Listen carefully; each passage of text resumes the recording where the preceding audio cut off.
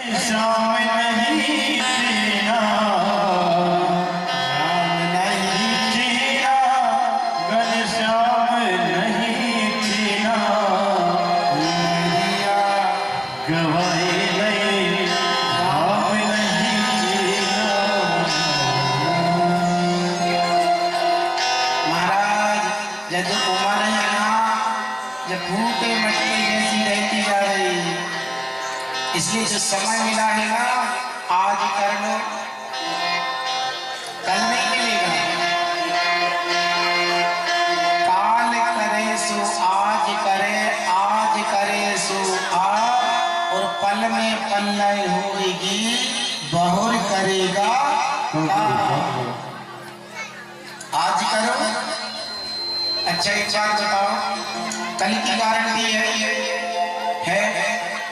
कल की है, किसी की गारंटी नहीं है। इसलिए जो भी करना है आज ही करो। और हम लोग कोई भी काम करके नहीं सोचते हैं कल के लिए। आज जिस शिव पुराण का 9वां दिवस है, कोई कहीं कथा में कब जाओगे, बोले कल करते करते कथा में नहीं पहुंच जाते हैं। अरे भैया, इसलिए जो भी कार्य करना, स्वयं कार्यम शीघ्रम,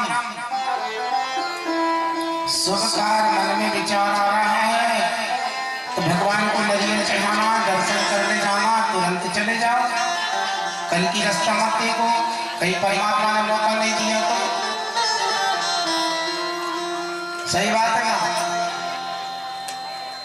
एक कल से एक बात याद आ गई, बहुत अच्छी।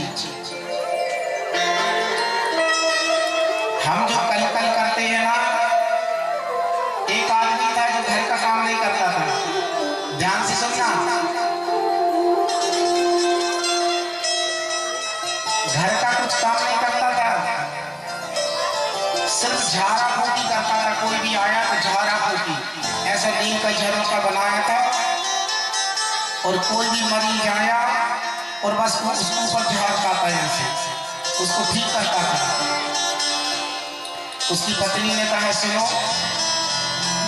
घर का छप्पर टूटा हुआ, इसको बांध लो, नहीं तो बरसात का पानी घर के अंदर घुसने लगेगा।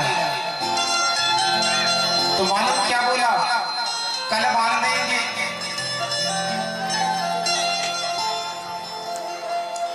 क्या बोला, कल बांध देंगे। समय आया कल, पत्नी ने याद दिलाया, ना छप्पर बांधो, बोले कल बांध देंगे। फिर कल आया, पत्नी ने कहा छप्पर बांध दो, बोले कल बांध देंगे। कल करते करते बरसात लग गई, लेकिन उसने घर का छप्पर नहीं बांधा। बरसात का पानी पूरा घर के अंदर एक लबालब भर गया। पत्नी आग बबूला बैठी, इसने समय रहते छप्पर नहीं बांधा। अगर छप्पर बांध लिया होता तो बरसात का पानी अंदर घुसने से बच जाता। पत्नी आग बबूला, इतने में एक मरीज आ गया, जिसे इंतजार ही करता था मरीज का। अपने कमरा में ले गया और नीम का झरोखा उठाया और उसको से झाड़ने लगा। पीछे से पत्नी पहुंच गई, दरवाजे कहीं जाके खड़ी हो गई, देखे तो ये मंत्र क्या बोलता है। तो मालूम मंत्र क्या बोल रहा था, उस मरीज के ऊपर ऐसे झाड़ू घुमाए और कहे आकाश बांधो, पाताल बांधो, सात समुद्र बांधो, घाट का घटोई बांधो, मरकट का मसान बांधो, छू।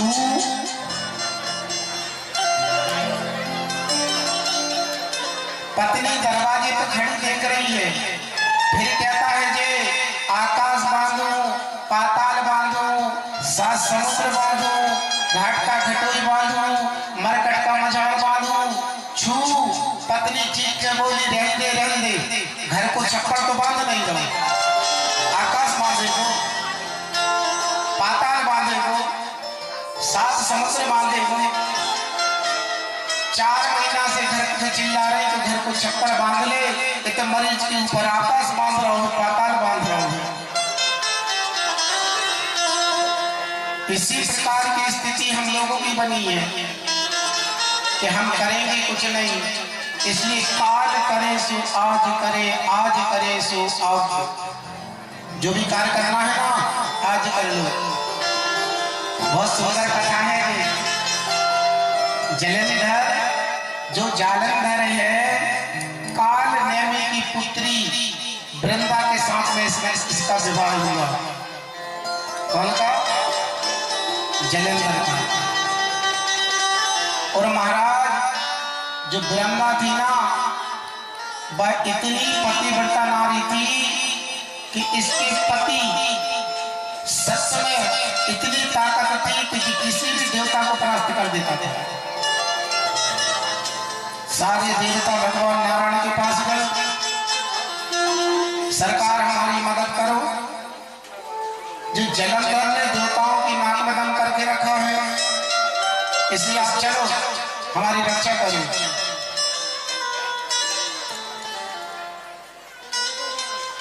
तब भगवान नारायण लक्ष्मी जी के साथ में जलंधर के साथ में युद्ध करने के लिए आए। जलंधर जानता था खूब युद्ध हुआ, खूब युद्ध हुआ। युद्ध करते करते कृष्ण भगवान को प्रसन्न कर लिया। जो जानता था जो साक्षात नारायण है, इनके हाथ मेरी मृत्यु होने वाली नहीं है।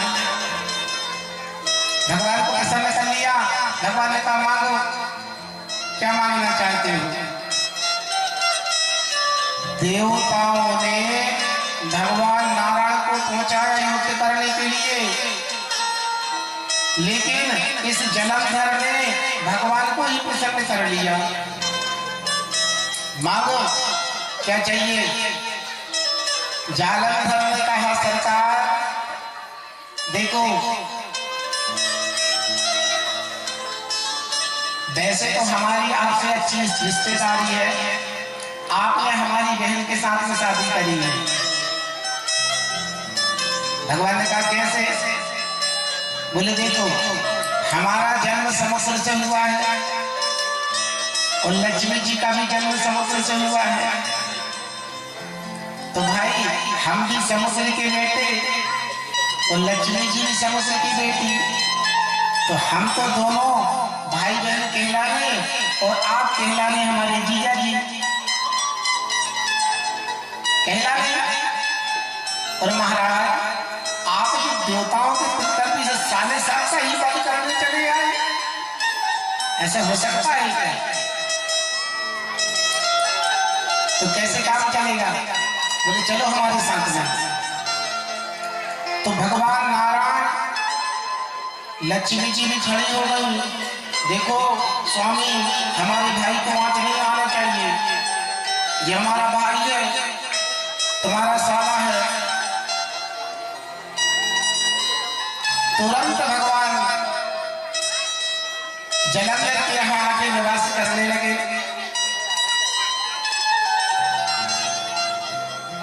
यहाँ जालंधर भगवान सदाशिव से युद्ध करने के लिए गया, और जब युद्ध करने के लिए गया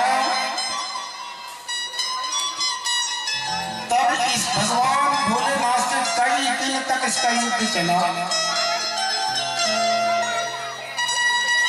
मगर भगवान सदाशिव जलंधर का वध नहीं कर पाए।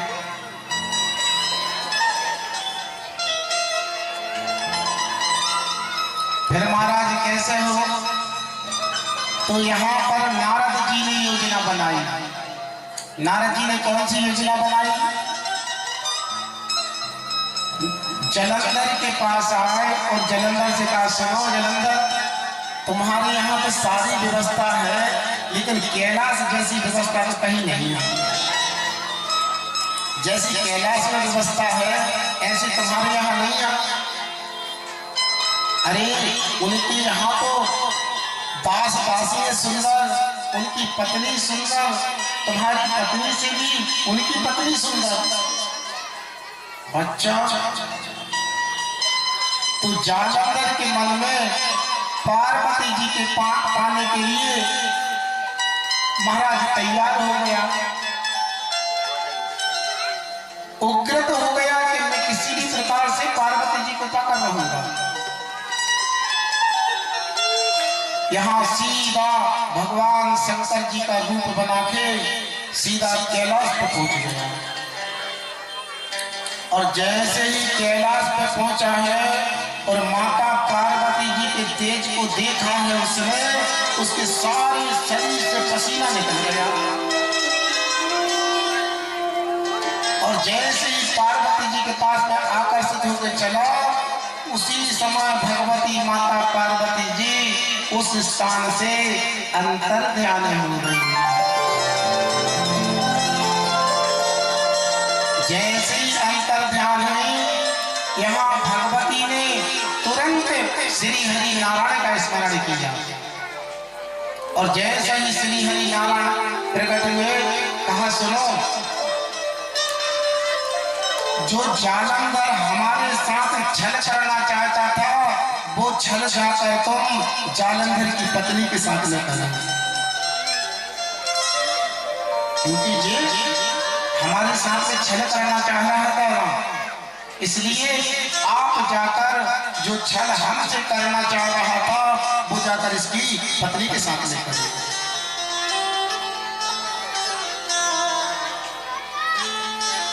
तो वैसे ही किया महाराज। यहाँ श्री हरि ने एक योगी का भेष बनाया और दो बंदर नचाते हुए साथ में लेके चले,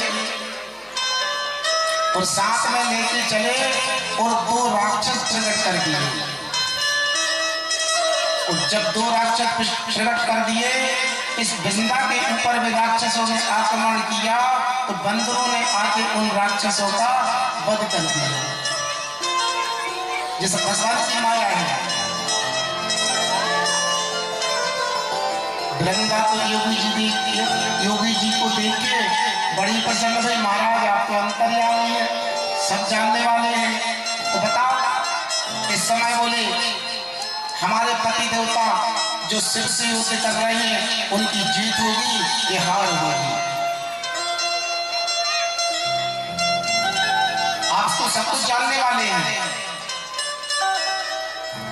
तुरंत भगवान ने उन दो बंदरों से कहा, जाओ जलंधर का हाल देख कर आओ। उसी समय ये दोनों बंदर गए और भगवान की माया से जलंधर का कटा हुआ सिर और कटा हुआ धड़ लाके वृंदा के सामने रख दिया। और जैसे ही वृंदा के सामने कटा हुआ सिर और कटा हुआ धड़ लाके रखा है, समझ गई कि मेरे पति सत्य में कोई खोट रह गई।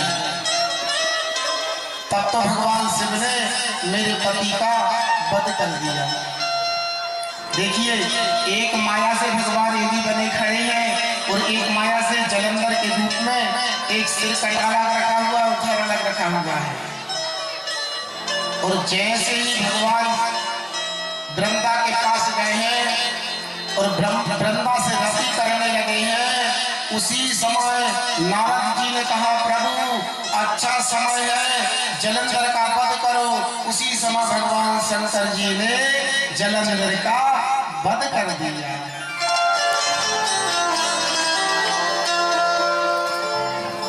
और जैसे ही वध किया है, यहाँ भगवान जलंधर का ही भेष बनाकर कौन के पास गए थे? वृंदा के पास। वृंदा पहचान गई थी भगवान की सुगंध से कि तुम मेरे पति नहीं हो सकते। श्राप दिया, आषाढ़ जैसा काम करते हो, जाओ श्राप देती हूँ, पत्थर बन जाओ। और अपने पति के सिर और धड़ को लेके वृंदा उसी स्थान पर सती हो गई, अपने पंच भौतिक शरीर का परित्याग कर दिया। इतनी पतिव्रता नारी थी। कौन? वृंदा। जहां पे जलंधर और वृंदा ने जब अपने पंच भौतिक शरीर का परित्याग किया, तो जहां पे जो राखड़ पड़ी हुई थी, वह राखड़ में 6 महीने तक भगवान श्री हरि नारायण लोट पोट होते रहे। इतना मोह हो गया भगवान को। वृंदा और जलंधर की राखर में तब कहते हैं 3 देवियां आई। 3 देवियां आई और 3 देवियों ने 3 बीज दिए। कौन कौन से बीज दिए? 3 बीज दिए।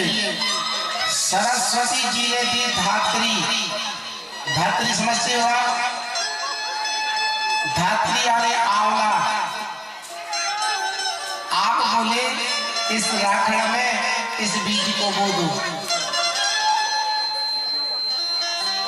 सरस्वती जी ने बीज दिया आंवले का और महालक्ष्मी जी ने दिया बीज मालती का और भगवती माता पार्वती जी ने दिया तुलसी का बीज। काय का बीज? उसी वृंदा की राखर में बोने के लिए। तो जिससे 3 चीजों की उत्पत्ति हुई, एक आंवला की, मालती और तुलसी, जो 3 बीज दिए थे। आंवला नवमी में पूजन करते हैं ना? करते हैं आप लोग? नहीं करते? आंवला के नीचे बैठ के वहीं पूजन करते हैं भगवान का, वहीं भोग लगाते हैं, वहीं प्रसाद पाते हैं। करते हैं कि नहीं करते? बहुत कम लोग की आवाज आ रही है। मैया लोग करना चाहिए। उस आंवला के नीचे बैठ के दीपदान करना चाहिए, दीप का पूजन करना चाहिए। क्योंकि जो भगवती माता पार्वती जी ने जो बीज दिया है, जो वृंदा की राखड़ से उत्पत्ति हुई है इसकी। लेकिन मालती को पूजा में नहीं